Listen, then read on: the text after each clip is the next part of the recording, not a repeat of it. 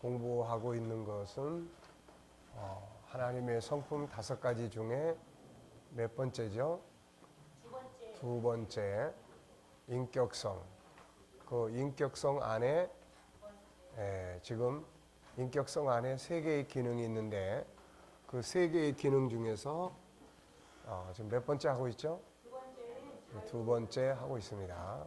두 번째는 자유의 기능인데 이 자유의 기능은 2가지로 이제 분류되어 있습니다. 하나는 우리가 큰 틀에서 자유, 인간에게 주어진 자유에 대해서 우리가 다루고 있고, 그래서 인간은 자유함 속에서 살도록 창조되어 있다. 그래서 억압을 받으면 고통을 느끼게 되고 거기서 벗어나려고 하는 몸부림을 치게 되는데, 이것이 이제 결국 에덴 동산에서 추방된 이후에 인류의 역사다, 이렇게 이제 볼 수 있죠.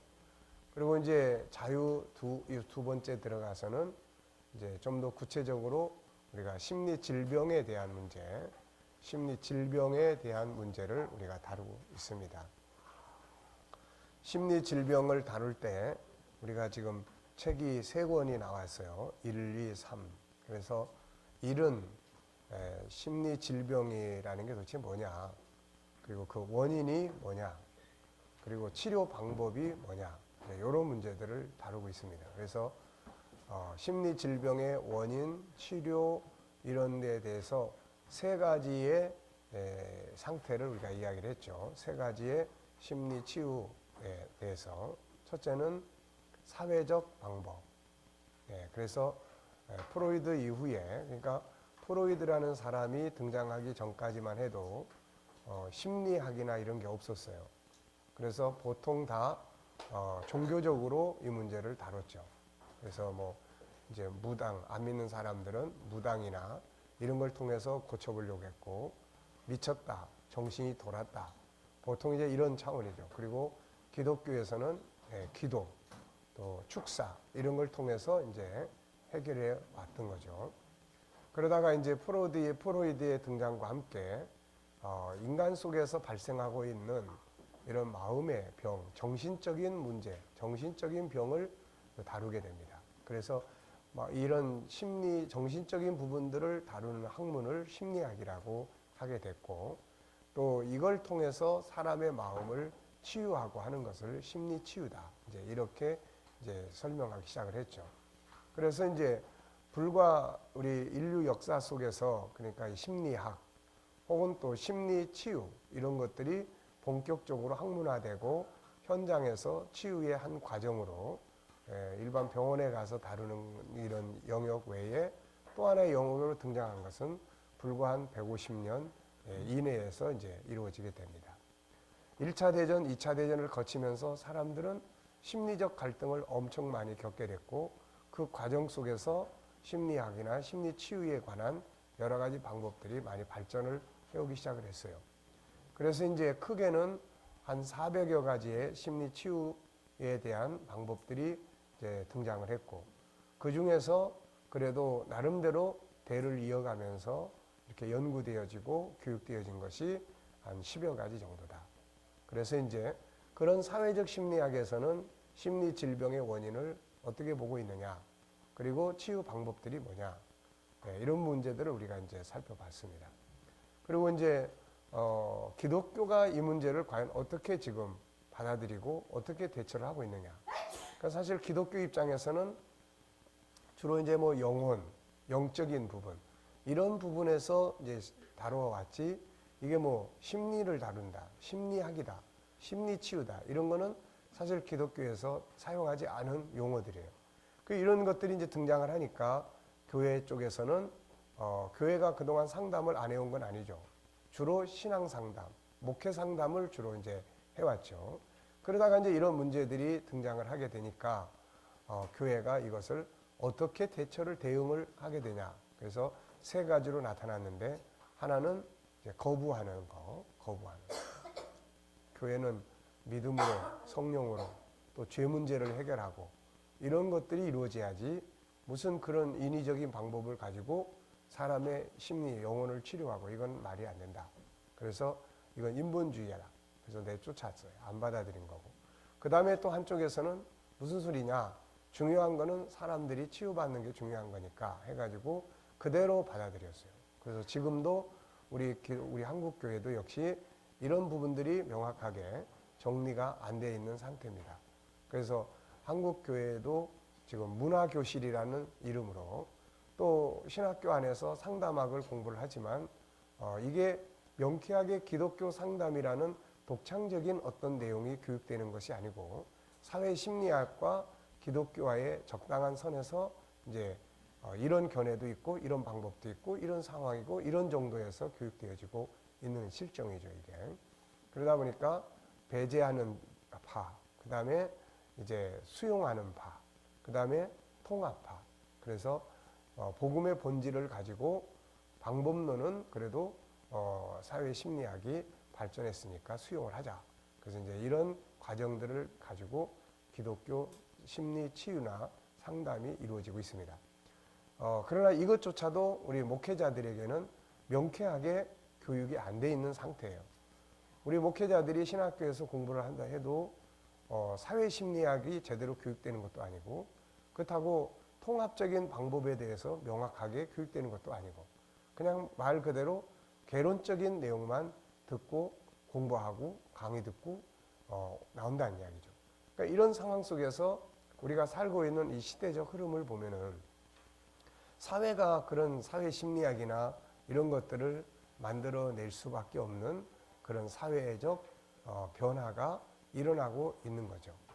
산업혁명 이후에 인간관계 문제라든지 또 이 속에서 발생하는 자기 자신에 대한 어떤 자아에 대한 그런 독립성의 문제라든지 또 학문적 발전을 통해서 인간의 지식이 발전한다든지 이런 것들을 통해서 사회가 굉장히 똑똑해져 가고 있는 상황이고 개인주의화 돼 가고 있는 그런 실정이에요. 거기다가 이제 우리 한국이나 동양은 가부장적 제도, 유교나 이런 영향 아래서 지배를 받아오다 보니까 약육강식이 어느 곳보다도 강하게 지배하고 있는 그런 틀 속이에요.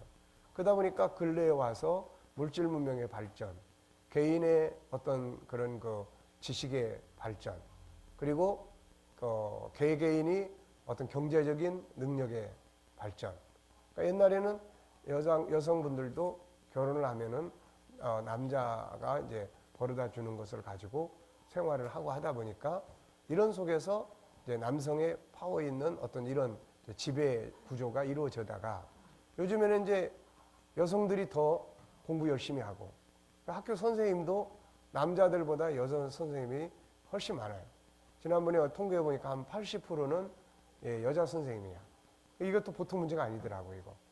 남자 아이들이 여자 선생님이 남자 아이들을 잘 이해를 못하는 거죠, 이게. 그래서 이런 부분들. 판검사도 여자가 훨씬 많고 이러다 보니까는 개인의 권리나 개인의 어떤 이런 것들이 옛날에 비해서 굉장히 강화됐죠. 그리고 여기에다가 또 뭐가 있습니까? 이제 사회적인 인권 운동이 굉장히 많이 발전을 했어요. 그래서 이런 것들이 결국 만들어내고 있는 것이 어떤 상태냐면은 결국은 심리적 문제예요. 이게 소화시키지 못하는 사회에 이런저런 문화가 뒤섞여 있으면서도 이렇다고 이거를 뭐 명확하게 상대방을 존중히 여기면서 이게 같이 발전을 해야 되는데 그게 안 되다 보니까 결국 물질 문명의 발전 속에서 또 개개인의 권리 주장이 강해지면서 결국 만들어지는 것은 심리의 갈등과 심리적 문제들이에요. 그러니까 개체들이 발전을 하고 개인의 권리가 강화될수록 서로 인간관계라든지 이런 문제도 발전을 해야 되는데 그런 능력은 발전을 안 한다는 거죠. 그러다 보니까 결국 그 속에서 나타나는 갈등, 또 고민 이런 것들이 굉장히 많고 그 속에서 우리나라 사람들은 항상 이걸 밖으로 노출시키는 걸 굉장히 싫어합니다. 그 우리나라에서 가족 상담이나 이런 게 굉장히 어려워요. 왜냐하면은 아내가 어떤 문제를 가지고 상담자에게 가서 집안 이야기를 하는 것을 남자들이 굉장히 싫어하고 그러니까 가족 상담이 잘 안 돼요, 이게. 그러니까 이런 어떤 사회적 문화 때문에 개인이 이 골병 드는 이게 더 많아지고 있다는 거죠, 이게. 그래서 이런 현실이 지금 이제 교회 안에도 많아지고 있고, 그동안에 이제 제가 상담을 쭉 해온 부분들을 보면 안 믿는 사람보다 기독교인이 더 많았다는 거죠, 이게. 그러니까 이런 부분들이 지금 우리 사회에, 그러니까 신앙이 이 사람들의 심리적 문제를 해결해 나가고 풀어주는 데까지 가지를 못하고 있는 거예요. 교회 와서 신앙생활하고 그러면은 건강한 사람들은 괜찮은데 어떤 문제가 있어서 심리적 병이 든 사람들을 교회가 이거를 도와주지 못하는 이런 상황들이 벌어지고 있는 거예요, 이게. 그러니까 교회도 그런데 믿음을 가진 사람들도 그런데 안 믿는 사람들은 그런 문제가 더 심각하다는 거죠, 이게. 그래서 지금은 교회가 그 어느 때보다도 이런 심리 치유에 관심을 가져줘야 될 그런 시점이다 하는 겁니다. 그렇다고 해서 사회적 심리학을 끌어다가 하자니 이거는 우리가 여러 가지 학문이나 또 그쪽 분야, 최소한 그 분야가 그걸 가지고 사회적 심리학을 가지고 사람들을 치유하고 다루려고 하다 보면은 최소한 4년, 7년, 학부 4년, 그 다음에 대학원 3년 이 정도 거치고 임상 거쳐서 최소한 10년 이상은 그 분야에 대해서 몰두하지 않으면은 그 현장에서 써먹지 못합니다. 이거. 우리나라에서 이제 약사회나 뭐 이런 것처럼 우리나라에도 심리학회가 많이 있어요. 그 중에서 대표적인 심리학회가 이제 있는데 여기는 회원되는 게 굉장히 까다로워요. 거기 일단 회원이 되려면은 4년 학부 공부하고 7년, 3년 대학원 공부하고 그 다음에 최소한 석사 이상으로서 임상 기간이 최소한 3, 4년, 4년 돼야만 그 학회에 등록을 시켜줘요, 이게. 그러니까 최소한 10년 이상 돼도 그렇다고 해서 나와서 이거 제대로 뭘 할 수 있느냐 이런 게 안 되고 있는 거죠, 이게. 그러니까 이런 부분들이 지금 우리나라에서 벌어지고 있는 어정쩡한 이런 상태예요. 그러니까 이 심리와 자기 개발론들은 거의가 다 미국에서 다 건너와요. 서양에서 다. 뭐 코칭 이것도 우리나라 제품이 아니에요. 이게 뭐 우리나라에서 발생한 제품이 아니고 이것도 미국에서 건너온 거예요. 한 15년, 20년 이제 된 그런 내용들인데 뭐 멘토링 이게 우리가 얼마 전만 해도 멘토링이라는 이런 말 들어본 일 있습니까, 이거? 지금도 이런 이야기 들어본 사람 그러면은 잘 몰라요, 이거. 그러니까 이런 상황이 지금 벌어지고 있는 속에서 우리 교회는 영적인 부분만 붙들고 씨름하고 있는 이런 상황들이 되고 있는 거예요. 그래서 이제 사회적 심리학이 있다는 거. 그 다음에 기독교 심리학은 이걸 이제 배제, 그 다음에 통합, 그 다음에 수용 이제 이런 전에서 이제 이루어지고 있다는 거. 그러다 보니까 명확하게 이걸 가지고 사람의 심리를 다루고 해나간다는 것이 쉽지 않다는 거. 그래서 이제 정말 기독교적인 심리학이 만들어져야 되는데 섞인 게 아니고 이걸 중심으로 해서 사용은 할 수가 있어요. 방법이야 뭐 이런 여러 가지 테크닉을 사용할 수 있지만 정말 기독교적인 성경을 바탕으로 한 그런 어떤 심리학이 이제 만들어져야 되는데 이게 이제 우리 G7 심리학이다. 이제 이렇게 보는 거죠. 그래서 G7 심리학은 사회 심리학과 상관없이 독자적으로 이 사람의 심리를 다룰 수 있는 시스템이에요, 이거는. 그러니까 이게 만약에 사회 심리학과 적당하게 섞인다면은 이게 굉장히 힘들어져요, 이게.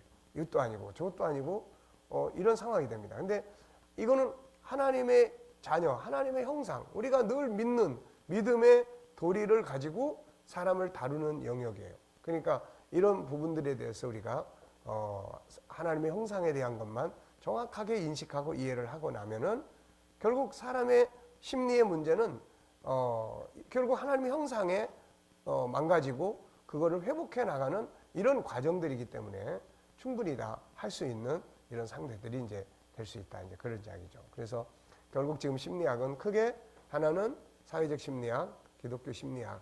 기독교 심리학이지만 이거는 지금 적당하게 섞여 있는 이런 상태에 있는 거고 어떻게 보면 실질적 기독교 심리학이 이제 G7 심리학이 이제 등장을 했다. 이렇게 이제 볼 수 있는 거죠. 그래서 우리가 이제 이 G7 심리학을 가지고 이제 사람들을 다루고 앞으로 이게 점점 학문화되고 좀 더 이제 신학교나 이런 쪽에서 강화되고 공부하는데 어렵지 않고 자기들이 쉽게 경험하고 그러면서 사람들을 쉽게 다룰 수 있으면은 자연스럽게 이거는 이제 어떻게 보면은 새로운 이제 그런 기독교 심리학으로 자리매김할 수 있는 이제 그런 상태가 될 수 있는 거죠. 자, 그래서 이제 우리가 1권에서는 그런 문제들을 다뤘어요. 사회심리학, 그 다음에 또 기독교 심리학, 그 다음에 우리 G7 심리학. 이 세 가지의 차이점은 어디에 있느냐. 사회심리학이나 우리 KDM, 우리 G7 심리학이나 이 내용을 구조를 보면은 어떤 면에서는 비슷할 수밖에 없어요. 이게 인간의 본질을 다루는 거기 때문에. 단지 사회심리학은 안에 들어가서 보지 못하고 바깥에서 인간에게서 나타나는 현실을 종합하고 이 통합해서 거기에 대한 어떤 이제 나타난 결과들을 모아가지고 만들어진 것이라면은 이제 우리는 안에 뭐가 있는지, 하나님의 형상이라고 하는 것을 중심으로 해서 우리 안에 도대체 뭐가 들어있는지를 일단은 정리를 하고 거기서부터 출발을 하기 때문에 확실성을 가지고 사람을 다룰 수가 있게 되는 거죠. 자, 그래서 이제 그런 부분들을 우리가 이제 1권에서 이제 다뤘습니다.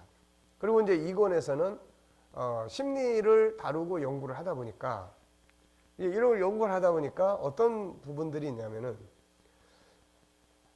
이게 심리 질병을 앓고 있는 사람들의 문제점이나, 예를 들면 이런 거예요. 대만에서도 어떤 이제 집회를 할 때, 이제 정신병 환자를 데리고 왔어요. 그래서 이제 그 젊은 여성인데 상담을 이렇게 하다 보니까 이 사람은 여기서 건강해져 가지고 가도 문제가 심각해요. 이거 또 원위치 될 가능성이 너무 많아. 왜냐하면 그 돌아가서 사는 환경 자체가 사람을 그야말로 쉽게 말하면 미치게 만드는 그런 환경이에요. 이 자매가 결혼을 하는데 그 시아버지가, 대만이 또 그런 게 강하단 말이에요. 이거 외형적인 거, 뭐 허례허식. 그래서 뭐 자녀가 결혼을 한다, 또 뭐 장례를 치른다. 전에 신문에도 났어요. 장례를 치르면 막 몇십일씩 하는데 사람들을 사요.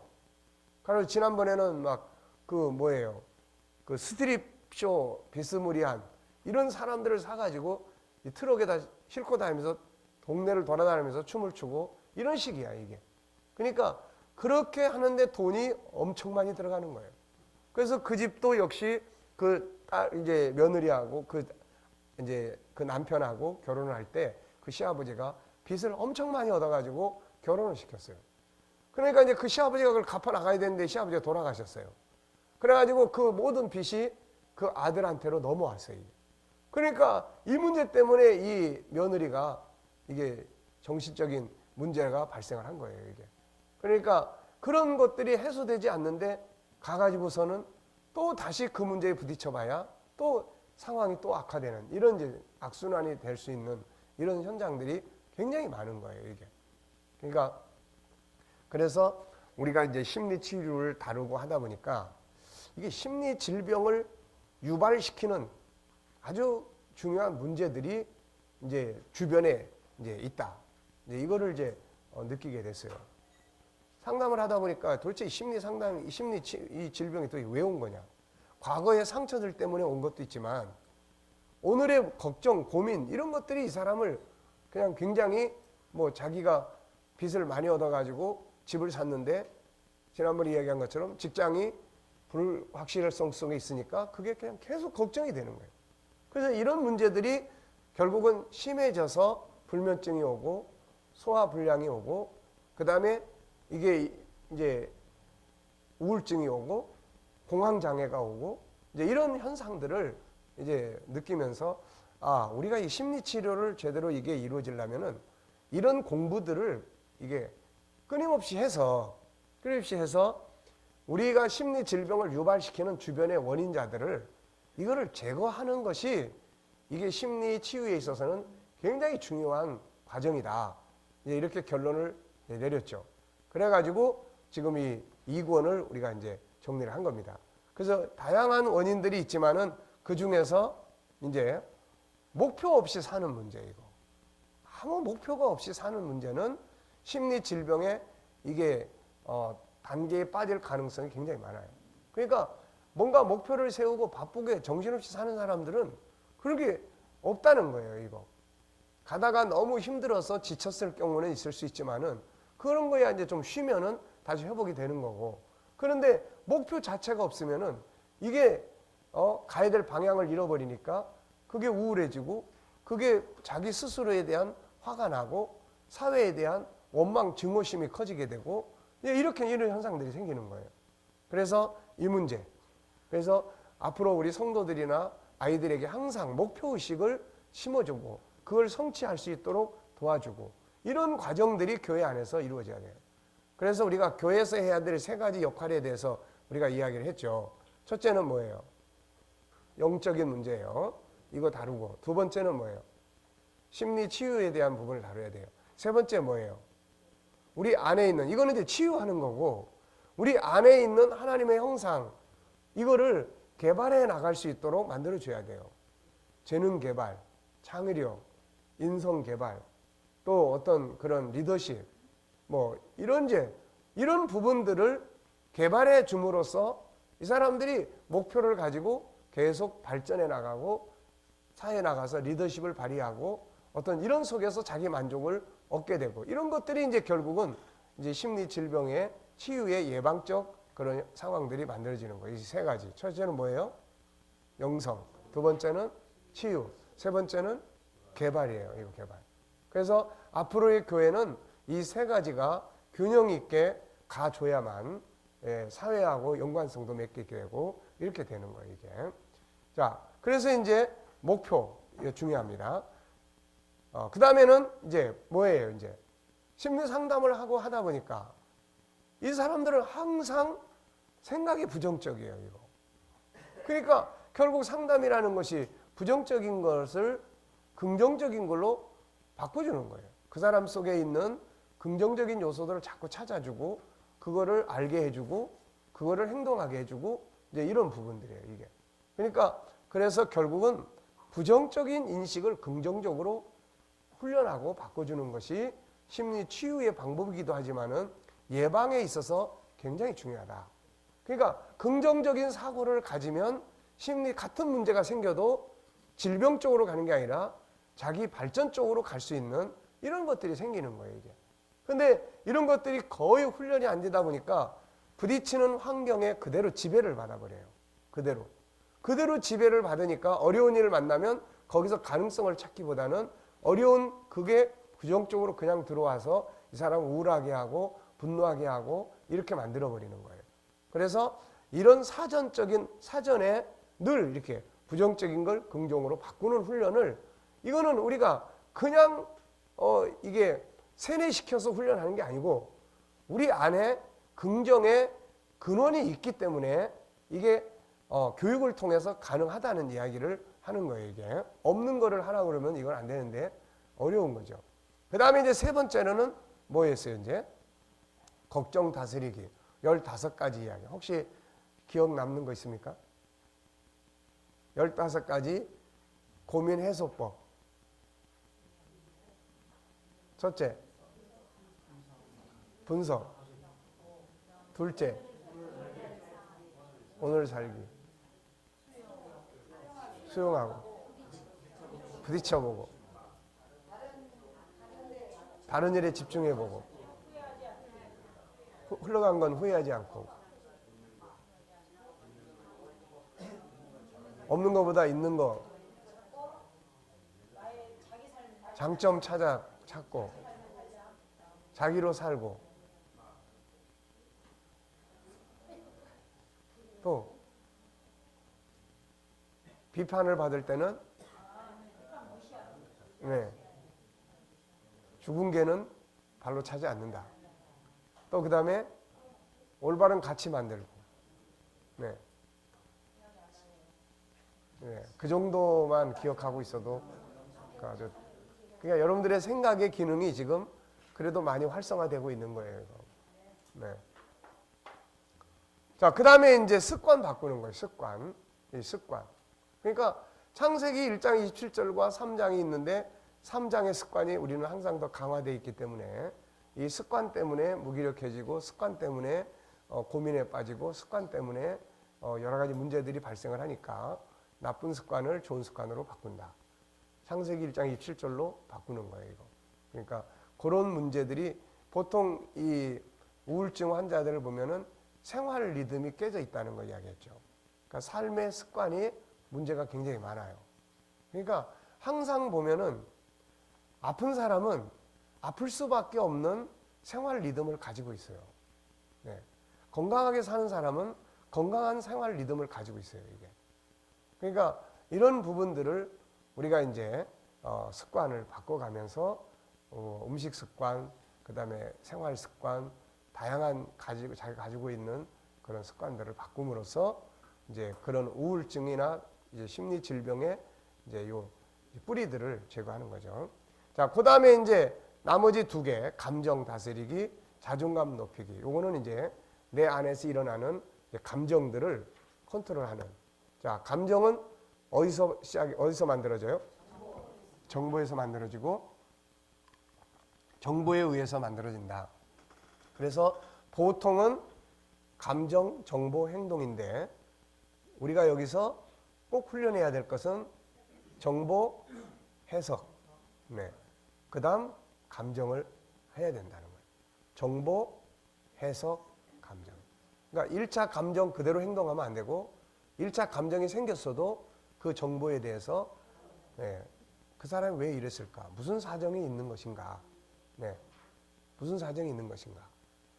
약속을 했는데 그 시간에 안 와. 이 나쁜 놈이. 그리고 그냥 욕을 바가지대로 하는데 이게 1차 감정인데 그 다음에 이걸 재해석을 오다가 뭔 사정이 있는 거 아닌가 이거? 그 집에 식구들이 뭐 아픈 건 아닌가? 그러면 이제 오히려 이제 동정을 하게 되는 감정이 만들어지는 거예요. 그리고 이 정보로부터 오는데 정보는 외부 정보가 있고 내부 정보가 있다고 그랬어요. 외부 정보는 뭐예요? 바깥에서 보고 듣고 하는 것들이고 내부 정보는 내 안에 이미 들어와 있는 정보들이 이제 생각나는 거예요. 근데 이것도 뭐예요? 자연적 정보와 의도적 정보가 있다고 그랬죠. 그 차이점은 뭐예요? 자연적인 거는 외부적 정보도 그냥 일상생활 속에서 내가 생각 없이 그냥 살아가면서 만나고 보고 듣고 하는 거고 그 다음에 내부적 정보도 부정적인 게 먼저 떠오르는 거예요. 그냥 내비둬 버리면은 항상 부정적인 게 먼저 떠올라요. 그러니까 이런 것들을 자연적 정보다 하고 의도적 정보는 뭐예요, 이제? 그걸 알기 때문에 내가 스스로 내 눈앞에 전개되는 상황을 내가 컨트롤하는 거예요. 나쁜 거는 안 보고 좋은 걸 보려고 노력하고 또 안에 있는 정보도 좋은 걸 추억해내고 말씀을 묵상해내고 이러면서 의도적으로 내가 안에 있는 좋은 정보들을 끌어내는 이런 거예요. 무슨 말인지 아시겠죠? 그래서 이 이제 감정은 내가 컨트롤하는 이 훈련만 막 잘해도 우리가 기분 나쁘고 막 우울하고 속상하고 힘들고 그럴 때 이걸 어떻게 정보를 바꾸지? 정보를 바꾸는 이걸 정보를 바꿔야 된다 하는 것만 인식을 하고 살아도 그래 내가 지금 이거 앉아있지 말자. 여기 앉아있으면 계속 이 생각만 하게 되니까 밖에 나가자. 나가서 한 바퀴 운동하고 돌아오면은 기분 전환이 돼서 감정이 바뀐다든지 또 내 미래에 대한 어떤 계획을 좀 세워본다든지 아니면 책을 한 권쯤 읽어본다든지 그럼 이런 데서 새로운 감정이 형성될 수 있는 요소들이 굉장히 많거든요, 이제. 그러니까 이런 훈련들을 공부를 안 한 사람들은 그냥 그대로 종로로 탄다고요. 그냥 밖에서 누가 불러도 난 나가고 싶지 않아 오늘 그냥 있을래. 계속 있으면서 계속 안 좋은 것만 생각하는 거예요. 이게. 가만히 있으면은 심리 질병이라는 게 아주 쉬워요. 치료하기가. 그리고 치료하기도 쉽지만 이게 또 치료하기가 굉장히 어려운 게 이 두 개. 이게 양면성이 있어요. 생각만 바꾸면 금방 치유가 되는 거고. 그런데 이 생각을 바꾸려고 하지 않으면 자기 생각에 부정적 생각에 눈덩이처럼 굴러가요. 이게. 막 계속 커지는 거예요. 처음에는 저 사람이 나쁜 사람이야. 그러다가 저 사람이 날 죽일지도 몰라. 이러다가 그 옆에 사람이 저 사람은 같은 패인지도 몰라. 그리고 나를 뒤쫓아올 수도 있어. 자꾸 뒤돌아봐. 그 사람이 우리 엄마한테 해를 끼칠 수도 있어. 엄마 오늘 이상한 사람한테서 온 사람 없어? 이게 이제 눈덩이처럼 커지는 거예요. 그러면 망상이 되고 그 다음에 조현병처럼 정신 이상 증세가 되고 그런 거 행동하는 거예요. 그래서 이 사람 비슷한 사람 보면은 여자 피해의식, 그럼 여자 보면은 적으로 보이는 거예요. 이게. 그래서 죽이는 거예요. 그러니까 이런 것들이 처음부터 그렇게 가는 게 아니에요. 그래서 그런 현상들이 처음에 생겼을 때 그런 상황들을 치유하고 그걸 정확한 현실 인식을 하도록 도와주고, 이렇게 해서 빨리빨리 제자리를 설 수 있도록 해주면은 생각만 바꾸면 이게 다 치유가 되는 거예요. 심각한 부분들이 있을 때는 약물을 같이 치료를 하고, 그러면 이게 얼마든지 정상적인 생활을 하는데, 이 문제는 그거를 안 하려고 하는 데서 문제가 있어요. 이게 옆에 있는 가족들도 이런 내용을 잘 모르기 때문에 자꾸 그냥 내비를 둬버려요, 이거를. 그러니까 자꾸 방치해 버리는 거예요. 그리고 오히려 그걸 부끄러워해. 자기 자녀가 좀 이상한 상태가 보이면은 이걸 빨리 어떻게 해결하려고 이게 병원에 같이 가든지 심리 상담을 하게 하든지 해야 되는데, 특별히 막 아파가지고 우리는 꼭 수술해낼 정도가 안 되면은 그냥 내버려 둬버려요. 그리고 그걸 부끄럽게 여겨요. 어디 나갈 때 데리고 가지도 않고 넌 집에 있어, 이런 식이 된다든지. 그러니까 이런 문제가 심리치료의 아주 큰 문제점이에요. 이게 특히 우리나라 사람들. 이게. 자, 그 다음에 이제 자존감 높이기예요. 이게. 그래서 자존감이 높은 사람은 심리 질병에 걸리지 않습니다. 걸릴 이유가 없어요. 내가 내 자신이 소중하게 느껴지고 존귀하게 느껴지고 내 인생에 희망이 있고, 그런데 심리 질병에 왜 시달립니까? 이거 안 시달리는 거예요. 그래서 심리 상담을 할 때 당신 자신에 대해서 어떻게 생각하냐고 써보라 그러면은 거의가 다 부정적이에요. 자존감이 떨어져 있어요. 나 같은 건 아무것도 할 줄도 모르고 난 내가 싫습니다. 뭐 이런 이야기예요. 자존감이 떨어져 있는 거예요, 이게. 그래서 이런 부분들은 교육과 훈련을 통해서 내 안에 있는 거인, 내 안에 있는 하나님의 형상, 이 세상을 다스리도록 만들어 놓은 그 형상을 인식하게 하고 보도록 해주고 깨닫게 해주면은 거기서부터 이제 자신감이 시작이 되는 거예요. 이제. 그러니까 이 자존감을 키우고 이런 것들이 바로 이제, 그러니까 이런 부분들은 계속해서 이제 교육이 되어야 될 부분들이에요. 자, 그리고 나서 이제 우리가 이제 심리 질병에 관계된, 우리가 사회 심리학에서 심리 질병으로 분류된 것은 크게는 20여 가지, 넓게는 한 300여 가지 정도 이렇게 됩니다. 그런데 이제 여기서 이제 우리가 일상생활 속에서 주로 많이 나타나는 것들은 여기에 있는 무기력, 분노 조절 장애, 공황 장애, 대인 기피, 열등감, 우울증, 이런 것들이에요. 여기서 이제 중독증이나 이런 것들은 우리가 할 수 있는 영역이 아니에요. 이거는 중독은 기도해주고 상담해주는 데까지는 가능한데, 격리시켜가지고 약물 치료와 함께 해야 되는 어떤 영역은 또 그런 단체들하고 연결을 시켜줘야 됩니다.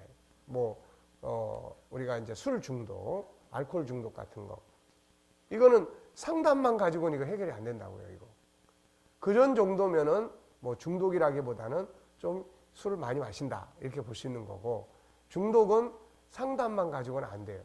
그래서 격리 수용, 격리 훈련이 필요한 거예요. 그래서 지난번에 우리 김용호 목사님네 그런 단체들이나 이런 데 위탁을 해서, 일단은 중독자들은 일단은 말로 해가지고 안 들어요. 상담을 해가지고 안 되는 거예요. 그런 정도가 되면 이건 중독이 아니에요. 그러니까 그런 사람들은 일단은 격리시켜야 돼요. 격리시켜서 그 속에서 새로운 삶의 내용을 이제 만들어야 돼요. 그래서 약물 치료, 상담 치료, 그 다음에 생활 환경을 살아가는 치료, 이런 게 있어야 돼요. 이거. 그러니까 이런 부분들을 이제 전문 단체들이 대해 파악을 해서, 혹시 주변에 그런 사람들이 들어오면은 처음에는 상담도 해보고 기도도 하고 해서 이게 안 될 경우에는 이제 그런 단체들하고 이제 연결을 시켜줘서 하는 것이 바람직해요. 그리고 이제 나머지는 이제 상담은 말 그대로 뭐예요? 상대하고 서로 대화하는 거예요. 대화. 그러니까 이 대화를 통해서 그 사람이 안정감을 갖게 하고, 그 사람이 가지고 있는 이 생각 속에 있는 잘못된 생각들을 바꿔주고, 이제 이게 상담이에요. 그래서 생각이 바뀌면 치유가 되는 거예요. 이거는. 그러니까 그런 부분들이기 때문에 우리가 또 모든 걸 다 할 수 있다, 해야 된다. 그건 우리 스스로가 부담감을 갖게 됩니다. 그래서 우리는 상담을 필요로 하는 사람에게 상담을 해서 그 사람의 생각을 바꿔주고 그 사람의 정체성을 찾아주고 그걸 갈 수 있도록 이끌어주는 역할을 이제 하는 거죠, 이게. 그래도 일반 사회심리학보다는 우리는 예방법도 많이 가지고 있어요. 신앙생활이라는 것 자체가 예방이고, 그 다음에 치유를 한 다음에 관리 시스템도 교회는 많이 할 수가 있어요.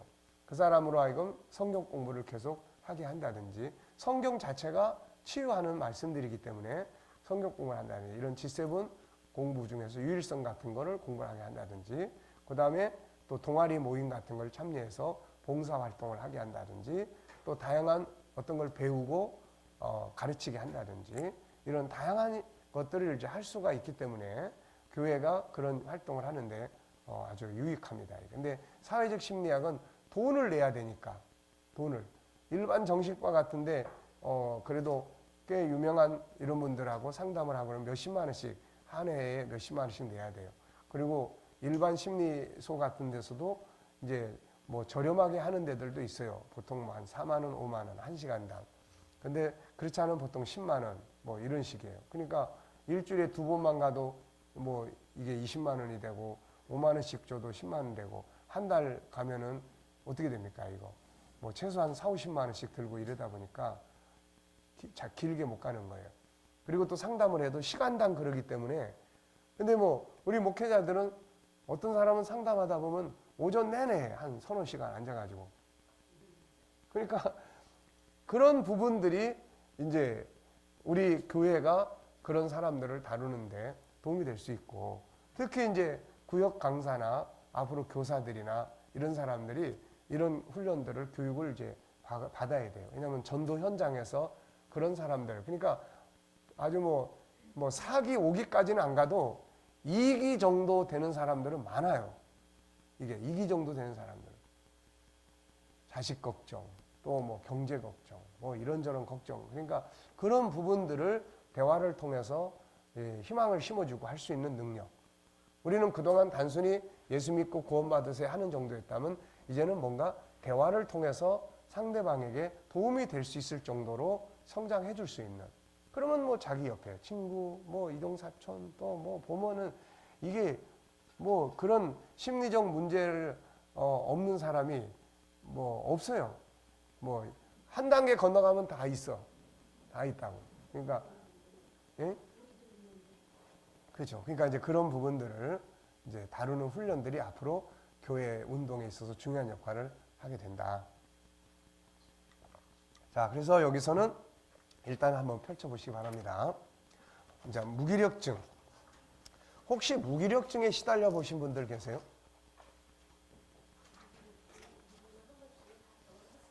네. 무기력. 말 그대로 기력이 없어.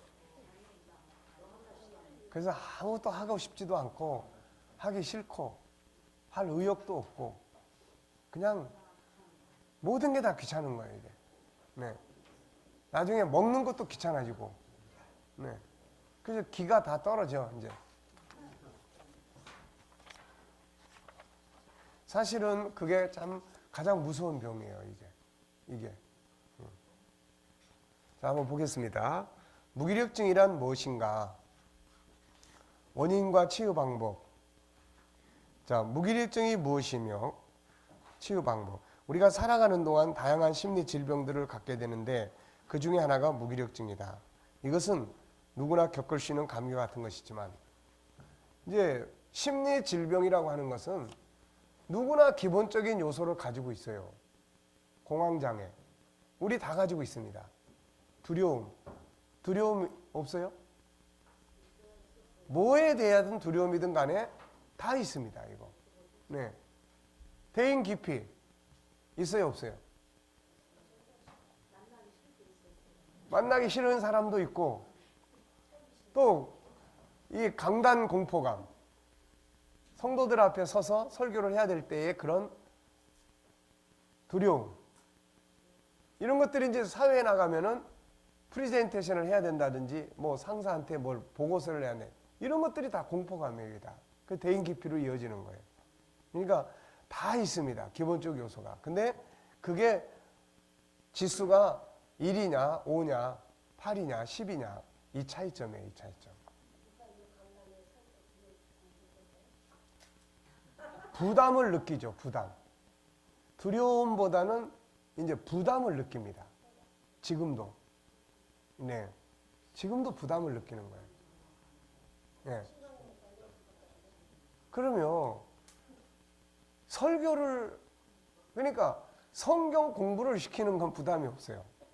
칠판 놓고 강의하는 거는 뭐 전혀 부담이 없어요. 그런데 설교를 한다는 건 부담이에요. 항상 부담입니다. 그래서 이번 주 금요일 날도 우리 KDM 연합기도회라 내 설교가 없어요. 그래서 얼마나 편한지 모릅니다, 지금. 네. 그리고 오늘 올라가면 이제 설교를 하는데 요즘에는 수요일 날 설교를 요즘에는 천국 강의를 해요. 그러니까 전혀 부담이 없어요.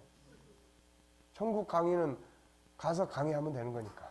그건 이 속에 다 있는 거니까. 근데 설교는 전혀 다른 거예요, 이거는.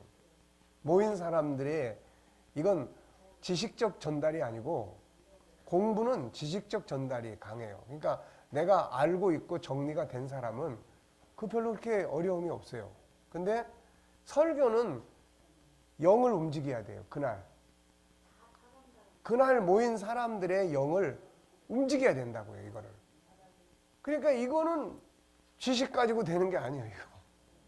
그래서 그날 설교하는 그 아침까지 아침에 감동이 없으면 그날 설교는 굉장히 힘들어지는 거예요.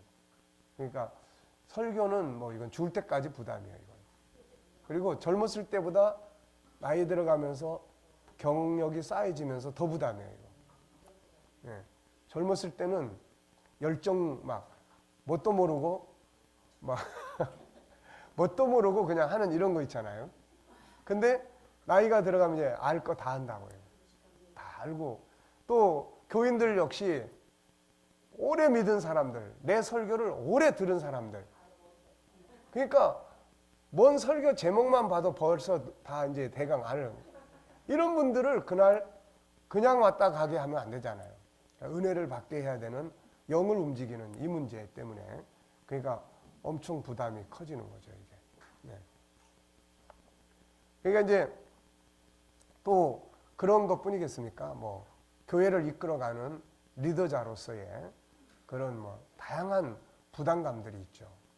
이게 부담감 쪽으로 커지면 이게 공황 장애가 와요. 우리도 옵니다. 이게 우울증도 와요. 이게 막 어떤 때는 막 이러다간 내가 이거 이쪽으로 문제가 생긴다. 이런 상태에 빠질 때가 있어요. 예. 그러니까 이제 그럴 때는 이제 우리는 해결 방법을 안다고요. 해결 방법을. 그래서 일단 하나님 앞에 부르짖는 기도를 한다든지 안에 있는 걸 토해내야 되는 거니까. 그래서 막 30분, 1시간씩 막 부르짖고 나면은 그쪽으로 이제 이게 좀 기울어져요. 그쪽으로. 그래서 이제 그런 방법이라든지 나 같은 경우는 이제 연구실, 그러니까 내 사무실에 가서 이제 연구에 깊이 빠져 이제. 그러면은 이쪽 영역에서 그쪽 영역으로 바뀌어요, 이게. 그러니까 이런 나름대로의 어떤 우리가 해결 방법들을 가지고 안 하면은 뭐 세상에 근심 고민 없는 사람이 어디 있습니까? 그러니까 그런 부분들이 다 특히 우리 같이 또 이렇게 신경이 예민하고 또 세밀하고 이런 사람들은 어떤 하나의 이슈가 팍 나타나면은 이게 강박관념처럼 강하게 작동을 합니다, 이거. 그래서 이거를 해결을 못하고 내버려 두면은 이게 못 넘어가요, 이게. 그러니까 이런 약점들을 이제 우리가 다 가지고 있죠. 그러니까 중요한 거는 그대로 방치해 두면 병 증세가 커진다는 거예요. 기본 요소는 누구나 다 있는데 병증 요소가 커져요. 그러니까 여기서 지금 이야기하는 건 방치해 두면 안 된다는 거예요. 우울증이나 기타 다른 심리 질병들과 연관을 갖게 됩니다, 이게. 그래서 연구를 하다 보니까 얘네들은 결국 다 형제들이야. 다. 그래서 하나가 고민을 하기 시작하면 그 다음에 걔의 형제가 찾아온다고. 뭐, 예. 그런 두려움, 공포감에 빠지게 만드는, 공포감이 찾아온다든지 이런 것들이 옵니다. 이건. 그래서 신속하게 치유하고, 육체적 질병이 무섭지만 사실 육체적 질병보다 더 무서운 게 이 심리적 질병이에요. 이게. 그러니까 이런 거 상태들이 많아지고 있다는 것은 그만큼 사회가 불안정한 거고 물질 문명이 발전하고 있는 데서 나타나는 정신세계의 황폐화되는 거고, 역설적으로 보면 그만큼 교회가 해야 될 역할이 커지고 있다는 거예요. 이게. 우리는 심리 상담하면서 뭐 돈 안 받잖아요. 그러니까 얼마든지 와서 무료로 상담하고 치유받고 갈 수 있는 이런 것들이기 때문에 사람들에게도 굉장히 도움을 줄 수 있는 이런 부분들이란 말이에요. 애들은 또 이게 지금 우리 애들이요, 커가면서 다 정신병자가 되는 코스를 다 가고 있어요. 이거 다 가고 있습니다. 그러니까 이 상태로 애들이 그냥 성장하면 나중에 청년쯤 되면은 거의 공황장애나 이런 것들에 거의 다 빠지게 돼 있어요. 이거. 그러니까 지금 우리 아이들 초등학교 때부터 벌써 치유가 시작이 돼야 돼. 갈등이 생겼을 때 그걸 어떻게 풀어가야 되는지 이런 걸 치유해야 된다고요. 왕따 문화에서 아이들이 어떻게 주도적으로 그런 속에서 이 학교 생활을 해가야 될지에 대한 이런 게 치유가 돼 나가기 시작해야 되는 거예요. 이런 거를 내비도 부모도 누구도 이걸 몰라. 학교 잘 다녀, 뭐 다녀. 근데 어느 날 뻥뻥뻥 막 터지는 거예요. 이게. 왜? 벌어지는 일들을 심리적으로 감당해낼 수 없는 상황들이 굉장히 많이 펼쳐지는 거예요. 경쟁, 또 그런 어떤 이런 그 동질성 속에서 살아야 되는 이런 거. 그러니까 이게 뭐 왜 그런지도 모르고 쫓아가야 되는데 가정 형편은 그게 안 돼. 그러니까 막 고민하기 시작하고 이런 데서 또 막 갈등이 일어나는 거예요. 이게. 그러니까 저는 이제 애들 멘토를 하다 보니까 5학년짜리도 갈등이 있어요. 그래서 5학년짜리한테 갈등을 가르치는 거예요. 갈등이 뭔지 아냐? 갈등. 그래서 그 갈등을 해소하는 방법들을 가르쳐주고 해소할 수 있도록 도와주고 그러면 이제 건강하게 커갈 수 있는 거예요. 이게. 근데 이런 것들이 전혀 안 된 상태에서 이게 자기식대로 옆으로 구부러진다든지 삐진다든지 이런 형태로 계속 가는 거예요. 집에 오면은 엄마 아빠는 뻐가면 신경질만 내지 그런 부분들을 대화하거나 소통할 수 있는 게 없다는 거예요. 이게. 그러니까 이 초등학교 애들부터 그런 이런 심리 치유라기보다는 심리의 올바른 성장, 이런 문제들을 다루어줘야 됩니다. 이게 안 되면은 지금 벌써 애들이 스마트폰에 어려서부터 지금 기계가 되고 있지 않습니까? 그 스마트폰에 영유아 때 스마트폰을 주면은 이 뇌 세포가 죽는다고들 과학적으로는 다 이야기를 하는데 그걸 안 줄 수도 없잖아요. 이거. 그 애들이 그냥 안 줄 수도 없고 엄마가 뭐 좀 이야기 좀 나누려면 그냥 울어대고 그러는데 제일 빠른 게 그거 주고 그거 보게 해주면 그냥 다 꼼짝도 안 하고 1시간, 2시간씩 그러고 앉았는데 엄마 아빠 입장에서 제일 편한 거 아닙니까 이거. 그런데 그만큼 아이의 뇌세포가 창의력적이고 발전적이어야 되는데 뇌세포가 죽어버리고 있다는 거예요. 이게. 그러니까 이런 애들이 어느 단계에 가면은 이게 이제 어떤 상태가 되겠어요. 이게. 기계적인 게 되는 거예요. 이게. 기계적인 게 되는 거예요. 자기 혼자서는 아무것도 할 수가 없는 상태가 돼요. 그리고 현실과 이 안에 스마트폰의 세계가 혼돈이 일어나는 거예요. 이게. 혼돈이. 그러니까 이런 문제들을 우리가 어쩔 수 없다 하더라도 다른 한 부분을 교육을 강화시켜줘야 된다는 거예요. 다른 부분. 어쩔 수 없이 스마트폰을 줘야 되고 봐야 되고 해야 되지만은 이걸 통해서 할 수 있는 부분들에 대한 이 한쪽의 면을 키워줘야 되는 교육이 있어야 되는 거예요. 근데 이건 없고 이것만 커지면은 이거는 안 된다는 거죠. 네. 그래서 그런 부분들을 우리가 가장 하기 좋은 곳이 바로 교회고 문제는 교회가 우리 목회자들이 전문화가 안 돼 있다는 거죠. 이거. 문제는 거기에 있는 거예요.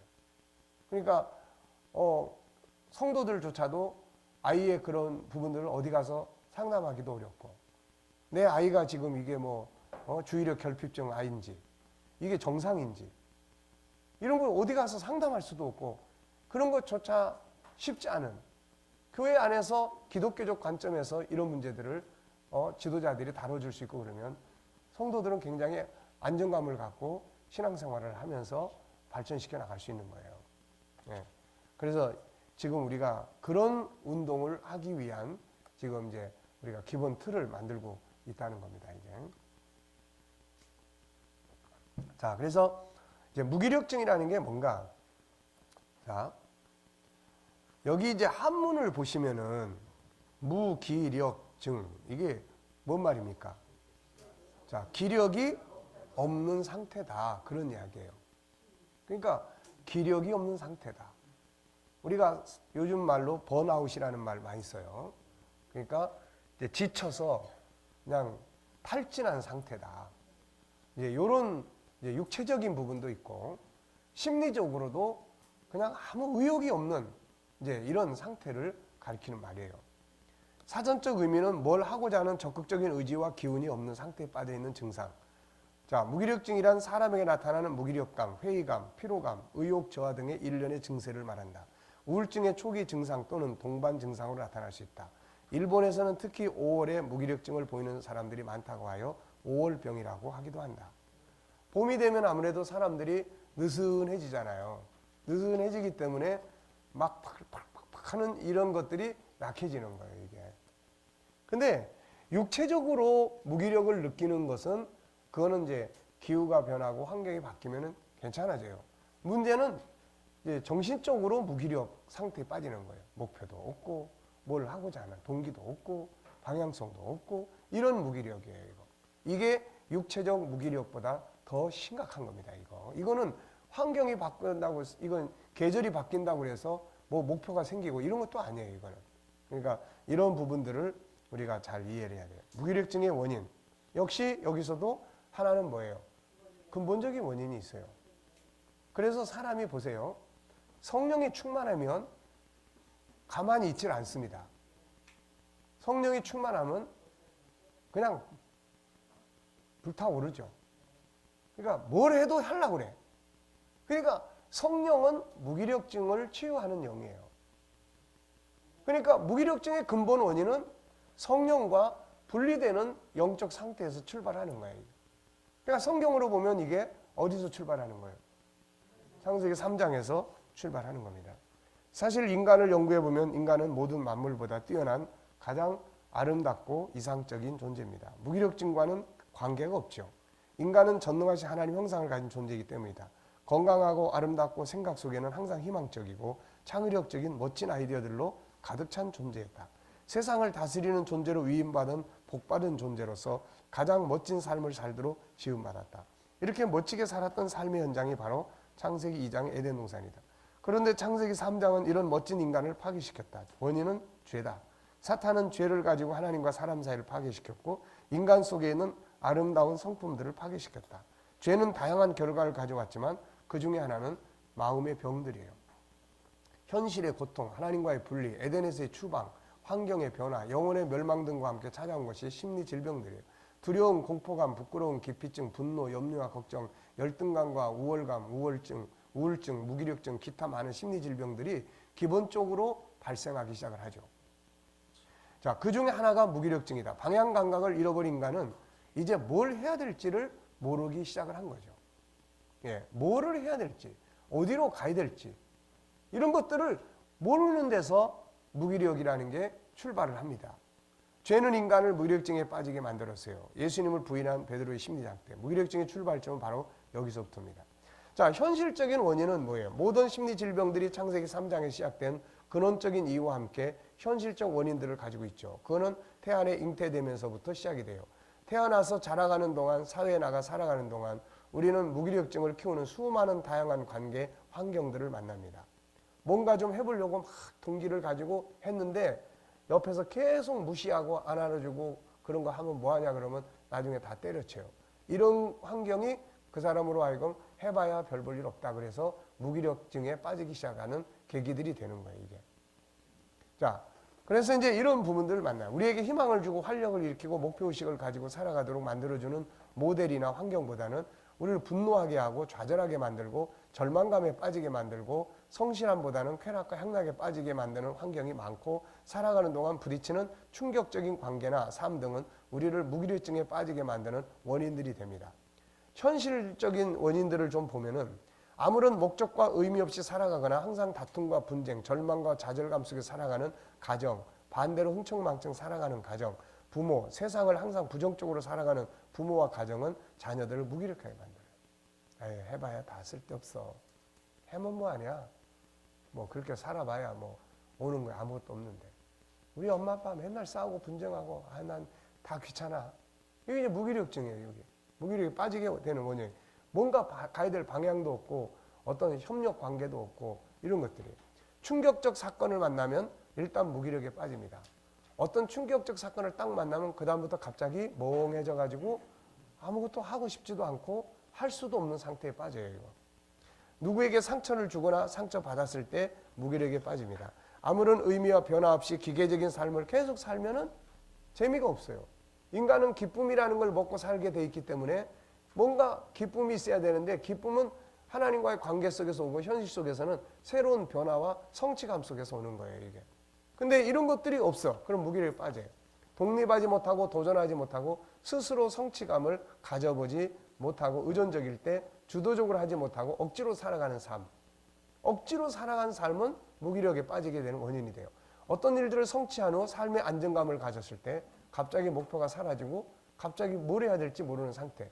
육신의 질병으로 인하여 힘들거나 충격을 받았을 때 삶의 발전이 없고 의미가 없고 실패를 자주 하게 될 때 목적이 없이 되는 대로 살게 될 때 열심히 노력해도 알아주는 이도 없고 특별한 발전도 없을 때 경제나 직장, 인간관계에 많은 스트레스를 받을 때 게으름과 즐기고 노는 일에 학습이 되었을 때 부모나 가족들, 친구들, 상사나 주변 사람들이 아무런 기대감을 받지 못하고 무시당할 때 반대로 스스로에게나 타인으로부터 과대한 기대를 받게 될 때 육체적으로 피곤하고 업무에 지쳐 있을 때 삶이나 가족관계로 무거운 짐을 지고 있을 때 무엇인가 열정적으로 하려고 하다가 그것이 잘 안 되거나 중단되었을 때 실패감이나 절망감에 학습되었을 때 미래의 불안감이나 걱정에 매여 있을 때 자신의 미래나 사회적 환경에서 희망을 갖지 못할 때 때로는 계절에 따라 무기력증에 빠지기도 한다. 자존감이 한없이 떨어질 때 도전하는 일들이 쉽지 않을 때 취업이나 공부, 이성교제 등 삶의 패턴이 불안정할 때 잠을 제대로 자지 못하거나 식사의 불규칙 등 삶의 균형이 불안정할 때 직장에서 은퇴하거나 준비되어야 하는 삶 역시 무기력에 빠지기 쉽고